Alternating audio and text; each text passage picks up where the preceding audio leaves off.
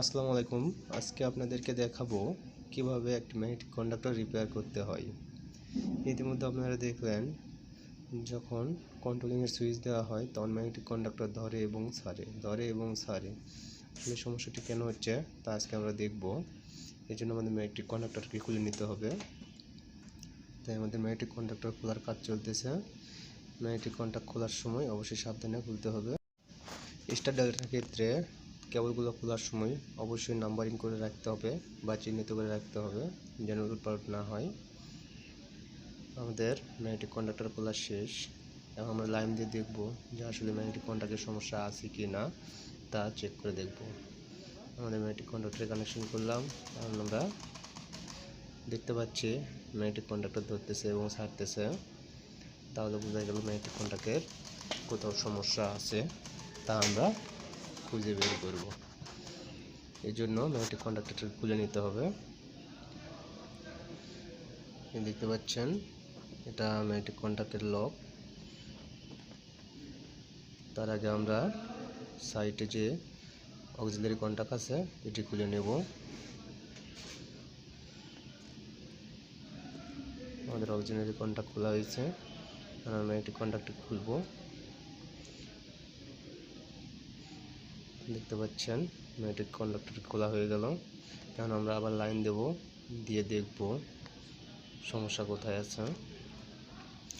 Magnetic conductor খোলার পরে অবশ্যই যে পাতিগুলো আছে এই পাতিগুলো অবশ্যই ঘষে ভালো করে পরিষ্কার করে দেব। আপনারা দেখতেছেন যে এখন লাইন দেওয়ার পর ম্যাগনেটিক কন্ডাক্টর সুন্দরভাবে ধরতেছে, কোনো সমস্যা নেই।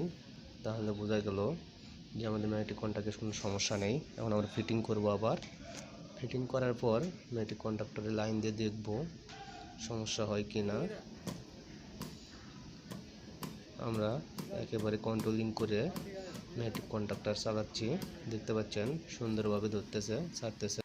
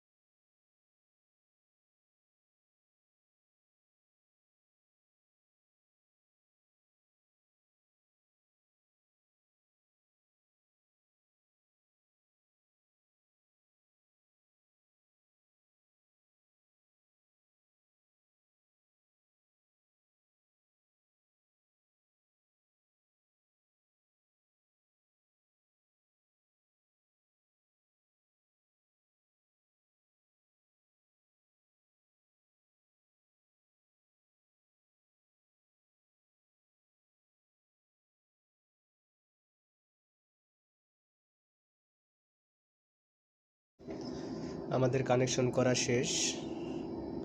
এখন আমরা সুইচ দিয়ে দেখব ম্যাগনেটিক কন্ডাক্টর ঠিক আছে কিনা। দেখেন ম্যাগনেটিক কন্ডাক্টর সুইচ দেওয়ার সাথে দেখতে আগের মতো সমস্যা দেখা দিচ্ছে না। ম্যাগনেটিক কন্ডাক্টর ঠিক আছে এখন। ধন্যবাদ।